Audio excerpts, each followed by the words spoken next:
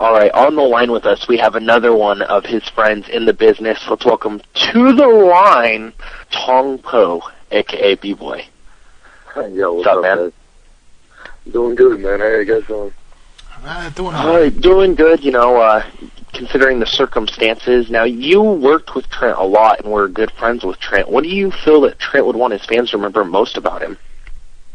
Absolutely. Me and Verdi go back about 8 years, since like 2002, and I think what Verdi would want his fans to know about him is just how much he loved wrestling. You know what I mean?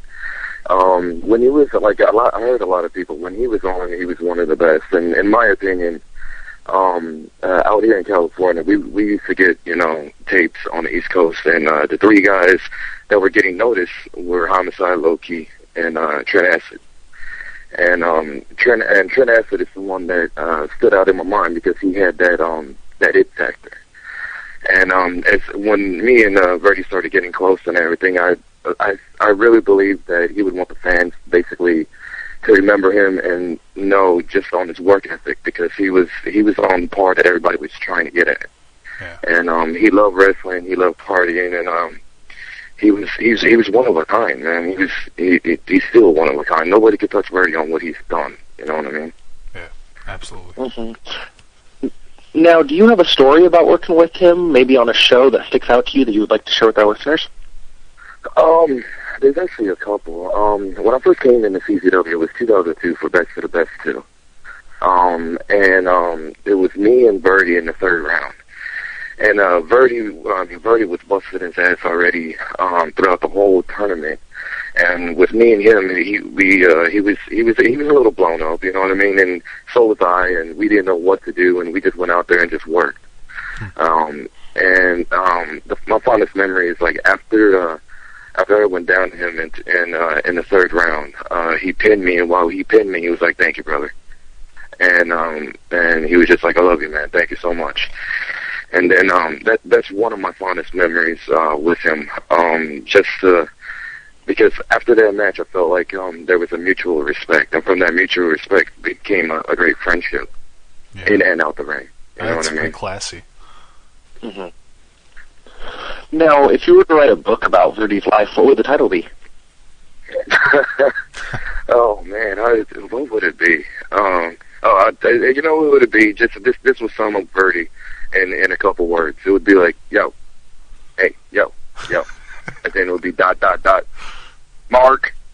that would basically be it, man. I mean, Mike, I heard a couple people on there, and I mean, it's well documented that Mike had demons and everything like that, but he wouldn't want to be known for that, you know what I mean? And I just think with the yo Mark thing, it's classic, you know what I mean? That's what everybody remembers him by. It's like he was the prankster. He was the funny guy. He was, and like what DJ said, because I heard DJ on the line, and like when he came into, it could be your house, it could be a show, it could be a locker room, and you'll be surprised how much respect fucking Verdi got in a locker room. You know what I mean? People would stop what they're doing and come up to him and shake his hand and give him respect and everything like that. But I think the whole Mark thing would probably sum up his whole life. Now, I've got one more question for you before I kick it over to my co-host, Missionary, and that's July 10th at the arena. You're going to be in a tag team match with Homicide taking on Sanjay Dutt and Ruckus on the Acid Fest event. What can fans expect from that match? Oh, man. Well, first of all, there's like a whole backstory, because Verdi and Homicide go back since '98. And they from what people don't know, Homicide and Verdi are really good friends. And so am I. I've been friends with him 8 years. All the stuff that like is that's memorable in CZW with him and Ruckus, and him and Ruckus had a tremendous friendship along with Sanjay. It's gonna be like the way I see things is like we're putting on a show. We're not putting on a show for fans. We're putting that match together, and we're gonna do that match for Verdi. And we're going to bust our ass, and we're going to give our best performance and effort in that. Homicide and myself has been tagged with each other in like 4 years. And Sanjay and Ruck is gonna be it's gonna be good. I have a really good feeling, and it's for a good cause, and we're all there to help. And I couldn't be more prouder of being a part of that match. It's definitely going to be a killer match. I can't wait to get a hold of the DVD when it finally comes out. I had a question though for you. What do you think one of Trent Acid's crowning achievements, or what do you think his crowning achievement or moment in his career was, in your opinion? In my opinion, I would say everybody has their own opinion. I mean, some say it was the best of the best. I just heard Frank, who was his childhood friend, would say with Japan, which is probably true. In my opinion, I would think it was when the whole crew from CZW went to Italy. I know because Mike's always wanted to go to Italy, and when we were over there and stuff like that, it was a good time, and Mike was treated like a king, being Italian and everything like that. So of course he was living it up and everything like that. But besides that, I would probably have to agree with Frank that it was Japan, because just the way that Verdi wrestled and everything like that it was straight Japanese. You know what I mean? It was straight Peroso from the get go, and I would say that a crowning achievement would be that. What do you think? Who do you think is one of Trent Acid's heroes and inspirations in life? That's actually a good question. I would say that he was one of his inspirations. Probably, I mean, he uses the Yakuza, so I would definitely say Chono for sure. I would also say guys like I know he was a real big fan of Scorpio, and I would say that was an inspiration as well. Yeah.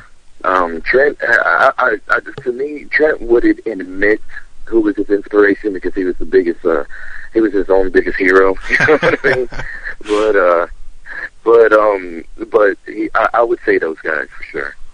And what's the one thing about Trent or Michael Verdi you'll miss, B-Boy?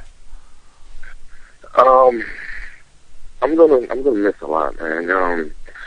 There's a couple times when he was in trouble and everything. There was one time when he was in trouble and he was basically in jail or whatever you want to call it. I wrote him, you know. I mean, I wrote him a couple times, and he wrote back like right off the bat. And then when he got out, this is when I just moved to Philly. I think it was about a year ago or something like that. I was at the arena training and all that stuff, and I saw him, and then he looked at me, and he just comes up to me and gives me a big old hug. And he gave me a big old hug, and we like stood there for like 2 minutes, or like 2 minutes, and he was kind of getting a little emotional, but he was trying to hide it back, and I knew he wanted to cry, and he was just like, "Thank you, Benny. You and all the people that wrote to me like helped me out a lot, and basically boosted up my confidence and made me want to become better." You know what I mean? Yeah.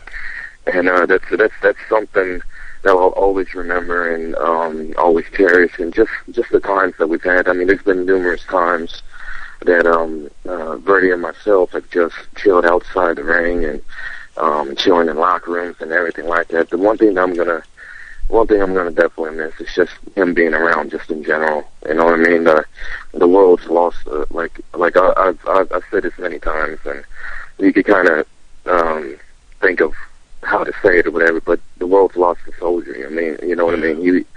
He really was a good one, and it sucks that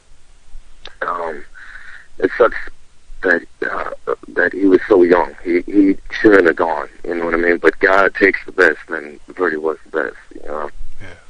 Yeah, very cool. Thank you very much, B-Boy, for sharing your insight and your thoughts and your feelings, man. I mean, it means a lot to hear so many people coming out and just wanting to volunteer, you know, some of their thoughts and just some of their stories that they've experienced with Trent Acid. You know, I mean, the fans are just so much richer for it. You know, it's just wonderful. Thank you. It's crazy, man. Just like thank you guys. I mean, there's a lot of radio shows that are doing you know, tribute shows and everything like that. And this is actually my first time. A lot of people have been asking me to be on the show and everything, and I just couldn't do it. And now that there's some closure, and now that like I finally in my head know that he's at peace, I feel that I can actually talk now. You know what I mean? Yeah. I mean, just like everybody, I was a fucking wreck. You know. Right. Well, I mean, but I want to thank you guys. Oh, thank you very much. Thank you very much.